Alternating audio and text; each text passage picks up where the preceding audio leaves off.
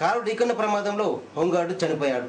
సుల్తానాబాద్ మండలం సుగ్లాంపల్లి వద్ద విధి నిర్వహణలో భాగంగా బైక్పై వెళ్తున్న శంకరయ్య అనే హోంగార్డ్ రాజీవ్ రహదారిపై వెళ్తుండగా కారు అతివేగంగా ఆయన బైక్ను ఢీకొనడంతో గాయాల పాలైన శంకరయ్యను సుల్తానాబాద్ సివిల్ హాస్పిటల్కు తరలిస్తుండగా చనిపోయాడు.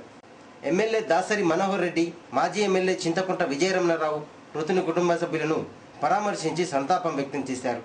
SI Ramakrishna Goud 20,000, head constable Veeraswamy 5,000 ఆర్థిక సహాయాన్ని అందజేశారు.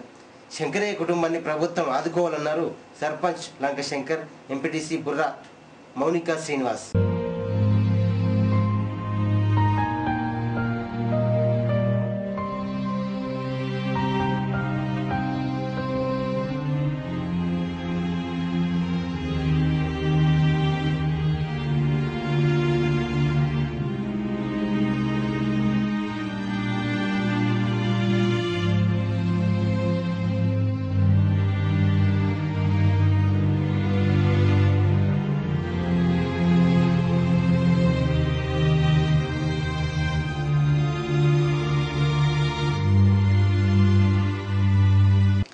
రానున్న రోజుల్లో పంచాయతీరాజ్ శాఖ మంత్రి కేటీఆర్ ఐటీ రంగాన్ని మరింత అభివృద్ధి పరిచే విధంగా చూడాలన్నారు పెద్దపల్లి ఎమ్మెల్యే దాసరి మనోహర్ రెడ్డి.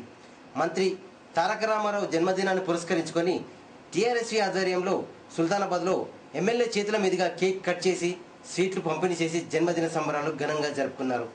అనంతరం 80 మంది రక్తదానం చేశారు.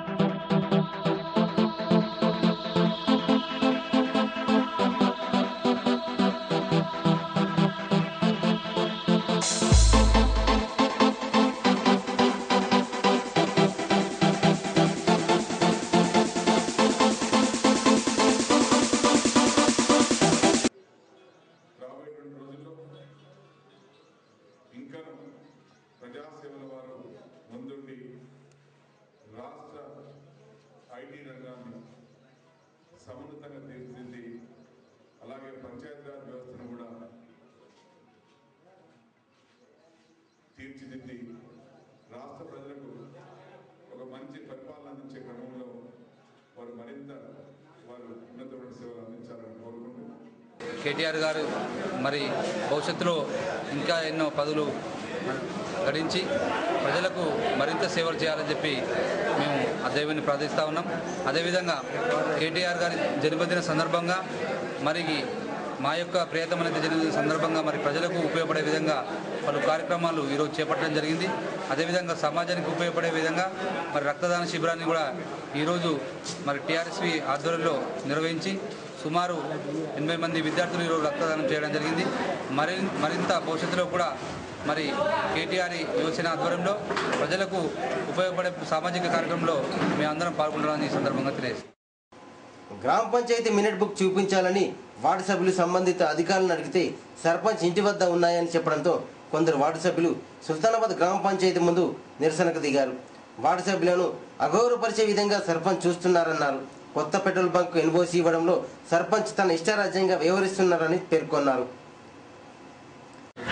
పెట్రోల్ బంక్ గురించి ఎన్ఓసీ గురించి మేము కలెక్టర్ గారికి అలాగే డిఎల్ఓ గారికి డిఓ గారికి కంప్లైంట్ ఇవ్వడం జరిగింది. మరి దాని విషయంలో మా వార్డు మెంబర్స్కి ఎలాంటి ఇన్ఫర్మేషన్ లేదు. మా వార్డు మెంబర్స్కు మళ్ళీ పోయి సర్పంచ్ గారిని అడిగితే నిర్లక్ష్యంగా సమాధానం ఇవ్వడం జరిగింది. ఈరోజు మేము మళ్ళీ తిరిగి గ్రామ పంచాయతీ దగ్గరికి వచ్చి దాని ఒక కాపీ మాకు ఇవ్వమని ఈఓ గారిని అడిగితే సర్పంచ్ గారి ఇంట్లో ఉన్నాయని చెప్తున్నారు. మినిట్స్ బుక్స్ గురించి అడిగితే సర్పంచ్ గారి ఇంట్లో ఉన్నాయట. ఏం వ్యవస్థ నడుస్తుంది, ఏం పాలన నడుస్తుంది, ఇంట్లో ఉండడం ఏందనేది ఇది రెండోసారి. మనల్ని కనీసం వార్డు సభ్యులుగా గుర్తించడం కూడా జరగడం లేదు. ఈ వ్యవస్థను మేము తీవ్రంగా ఖండిస్తున్నాం. నిజంగానే 3,69,000 పెట్రోల్ బంక్ వాళ్ళు ఇచ్చారు. అలా 69,000 రిసిప్ట్ కట్ చేసిండు. 3 లక్షలు ఎక్కడ పోయినా మాకు తెలియదు. అట్లా తీసుకోలేదో తీసుకోవడం మాకు తెలియదు కానీ 3,69,000 69,000 రిసిప్ట్ కట్ చేసిండు. స్వచ్ఛంగా సేవ అంటాడు కాబట్టి స్వచ్ఛంగా సేవ చేయడానికి కూడా మేము కూడా సిద్ధంగా ఉన్నాం.